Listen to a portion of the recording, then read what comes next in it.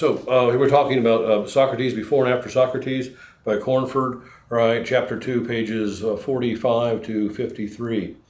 Now, one of the things Socrates noticed is that you have the sons of these great Athenian statesmen, the daughters and sons of these great statesmen, these children, who certainly have heard every moral platitude: be nice, be kind, don't lie, don't steal, but they don't turn out to be very good people. Right, so Socrates, you just can't just show people the proverbs and have them become ethical. If this was the case, then certainly the sons and daughters of these great people would have picked up these messages and gone on to behave themselves. But in point of fact, they behaved very poorly. So he was baffled by this, right? So this is what he means when he says it can't really be taught. You have to learn to see ethics for yourself.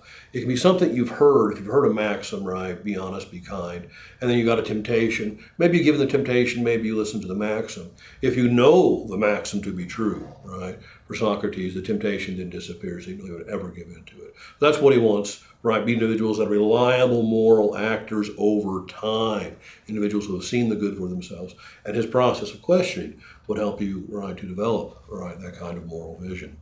Right. So Socrates, you can kind of do anything you want to do. You can do what you please, as long as you have taken the time to make sure what you're doing is ethically correct. Right. You've got for him, it's a matter of taking the time to analyze it, to see it for what it is, to see if you've got other emotions, other reasons coloring, right, what you want to do. Here's a real kind of general standard. Works for anything but stargazing. Can you do it in the daylight? If you can't do it in the daylight, why do you need the night? Why do you need why do you need your actions and your behavior to be obscured? Right. And if you need that, you should be thinking about why, right? You need to be obscured. If it needs to be obscured, right, it's probably something you shouldn't be doing. So that's what Socrates is talking about. But once you've done this and you see what is good and is proper, then you should go out and pursue it. But keep in mind, this may not always be what is legal, and sometimes that can get you in trouble, as Socrates had to face, right, one day himself. Right, legal consequences for things, right, that have transpired.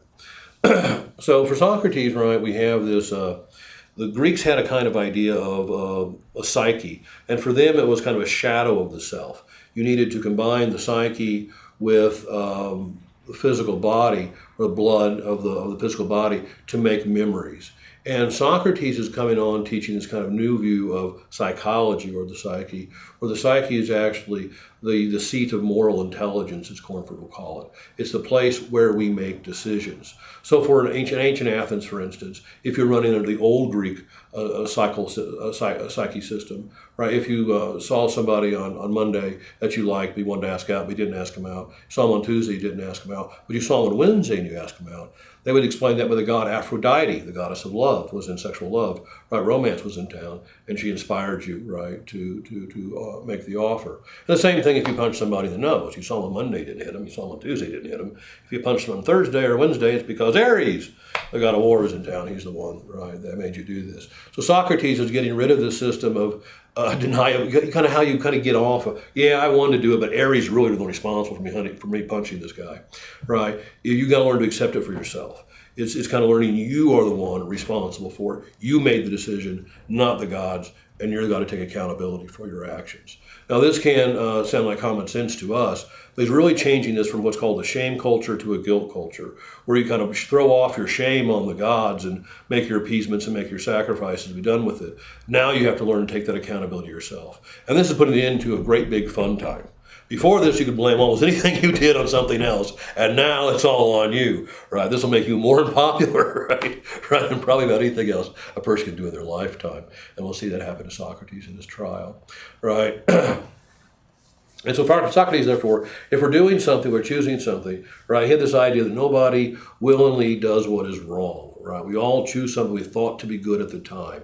If somebody does something, it's because they misperceive the good, right, if they did something wrong, but it's because they thought it was good. So for Socrates, it's never a question about getting people to pursue the good. People naturally pursue the good. We have an inclination to go after the good. It's just getting the correct view of what is good down. Right, if we can get that down, then it's very easy to get people to self-regulate themselves. We got people capable, once again, of running and living a democracy.